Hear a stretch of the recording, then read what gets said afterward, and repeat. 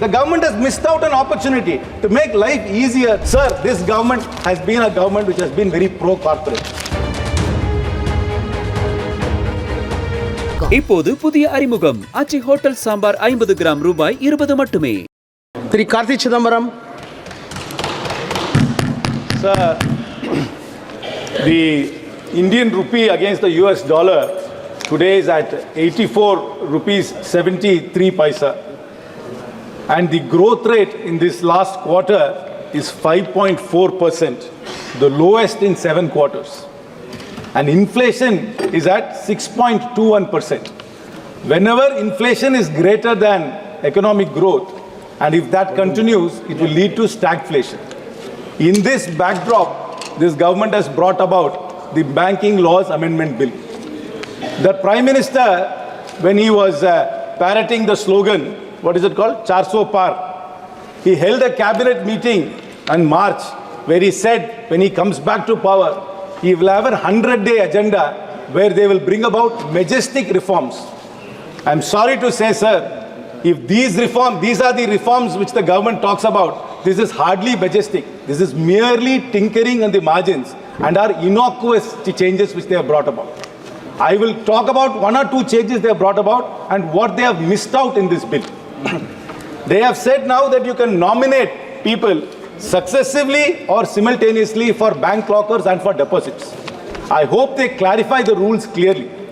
If there is a certain amount of jewelry in a bank deposit and they say simultaneously it will be given to many people, they must specify, the person who is opening the locker must clearly specify which jewel will go to which person. Otherwise, what will happen is, if there is no clarity, the bank will say there is no clarity and will confiscate or not give the jewelry to anybody. It will lead to lots of confusion.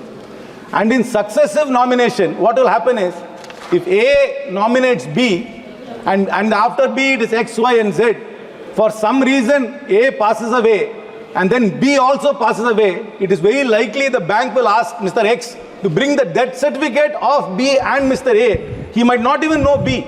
So there can be lots of administrative confusion in these successive and simultaneous nominations, and the government and hopefully the minister will clarify the procedure in which successive and simultaneous nominations will be done. The other point is that, sir, they said unclaimed dividends will be sent to the Investor Education Protection Fund. Sir, the minister must clarify how much fund is already existing in the Investor Education Protection Fund and what is that fund doing to educate people about dubious public issues which are still coming up today and about the financial fraud which is happening in the banking sector. There is no point in creating a fund and adding more and more money to it if you do not know what that fund is doing and how the funds in that corpus is being spent, sir. Sir, most importantly, this bill has missed out on many things. They could have brought about some monumental change in ease of doing business. Sir, as you know, there is so much cyber fraud happening.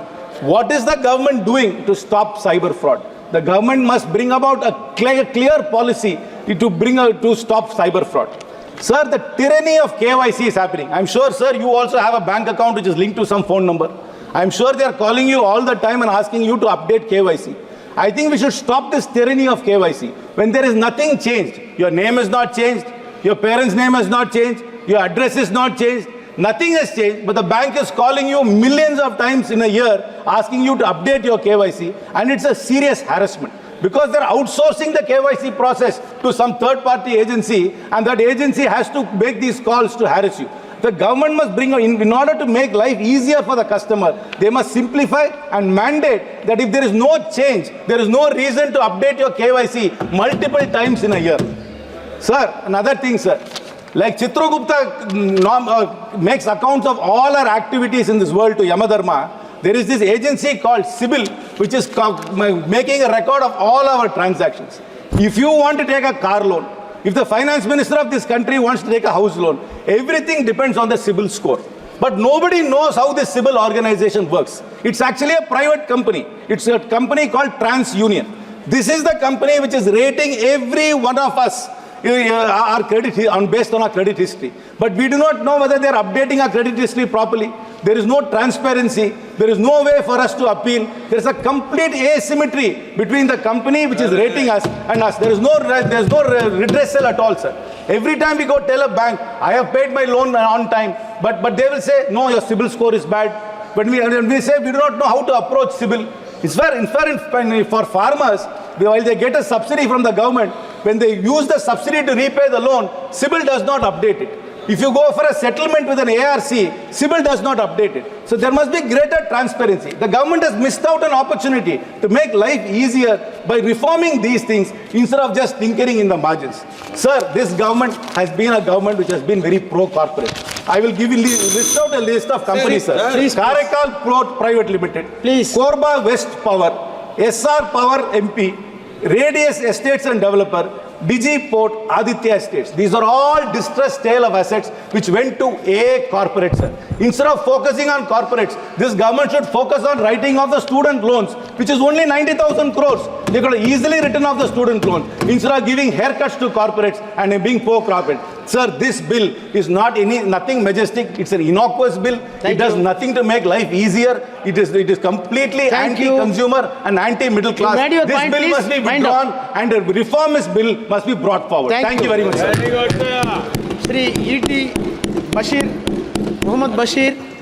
Sir, thank you very much, sir. Sir, as far as India is concerned, we are having a very strong... இப்போது புதிய அறிமுகம் ஆச்சி hotel sambar 50 gram ரூபாய் 20 மட்டுமே.